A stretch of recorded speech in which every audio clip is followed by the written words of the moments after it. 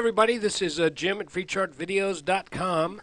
It is a little after 5 o'clock Eastern Daylight Time, and on Monday, April 4th, 2011. And this is being brought to you by FreeChartVideos.com using time-honored techniques to understand modern markets. This video is for educational purposes only, and it is not intended to be any form of investment advice.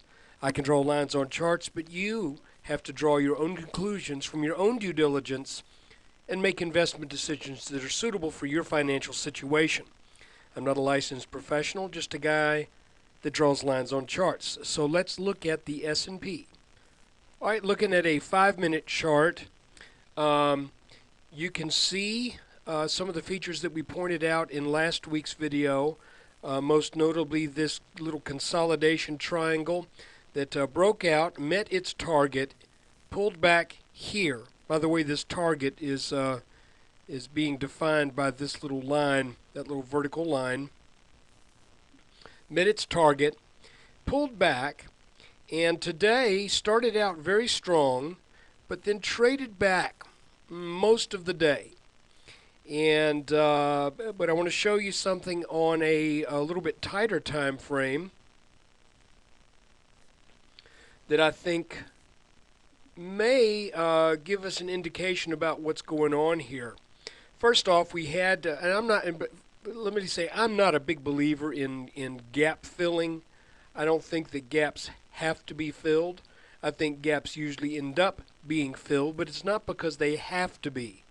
It's because they just tend to be. So, you know, even if it's the luck of the draw, gaps just usually get filled. By the way, there's a gap somewhere in the high 50s in the Nasdaq. Never got filled. Maybe in you know, at some point when the Western civilization comes to an end as we know it, or is close to being coming to an end as we know it, maybe then that gap will fill. But right now, looking at this, you can see we've got a peak here and a peak here, and I have drawn a line over those two peaks as an area where I would expect some resistance at some point down the road, probably in the next couple of days, if not tomorrow. You can see that the S&P was trading down in a fairly certainly on this top, you can see we had 1, 2, 3, 4 tests of this line right here, which I'm going to make a kind of a light blue. And we also have this bottom line here that only had 2 touches, but I also am going to make that light blue. And I'm going to call this something of a small descending wedge. And again, that's just on the daily chart. Excuse me, on the 2-minute chart, we're looking at 1 day of activity here in this chart. So what do we think? What do I think might happen? Well, to begin with, it would not surprise me if there's a back test on this line. So let's draw another line here just for jollies. Let's draw this line and see if there is a back test, if this line holds. So what I'm looking at right now, since this is and again, this is a very short-term line here, but since this line has broken, I would look for that to offer some support. This line has given support on 2 occasions, and it also pretty much lines up with the gap back here. So what I'm looking at is possibly another type of congestion pattern, which may be a consolidation or it may be a reversal. Right now I tend to think it's a consolidation just because of the odds. But if we look at this pattern, this little pattern here, you know that descending wedges usually set up a move to retest the high that was in place before they began to form. If that's the case, then we're looking at another go at 1336, which means this pattern would break out.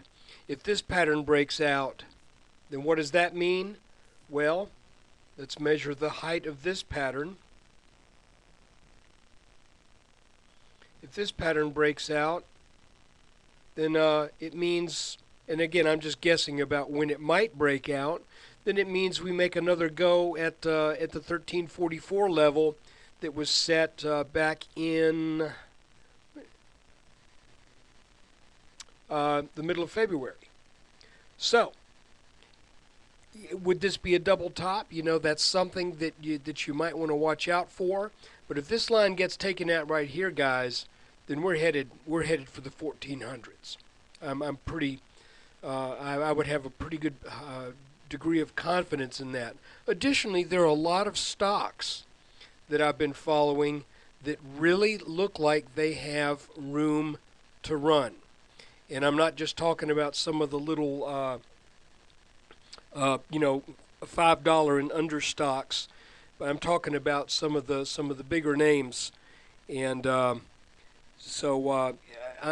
thinking this market still has legs. But let's see what happens. We'll take it one step at a time. See what happens with this new little pattern that it looks like we're developing.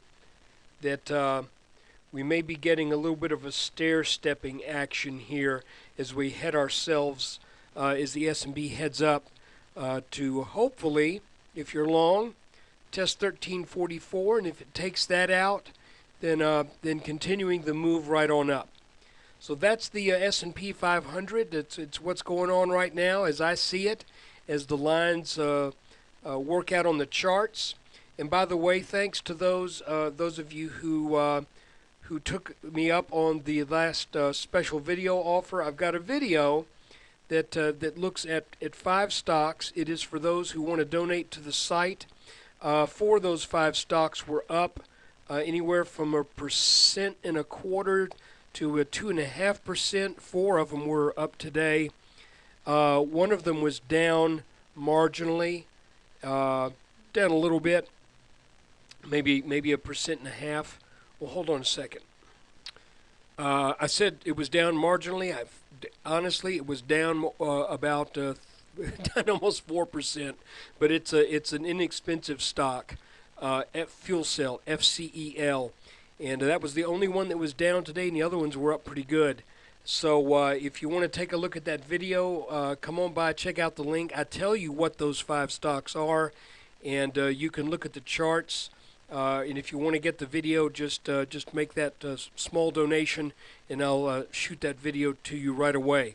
It is done by hand, by the way, so be patient. It might take a few hours, or if you do it late at night, it might be the next morning. So that's the S&P for today, and let's just keep our eye on this line and this line. If we get over this, then we're headed back up to the 1340s. Take care, and when you get a chance, come and visit us at freechartvideos.com, where we use time-honored techniques to understand modern markets. Take care.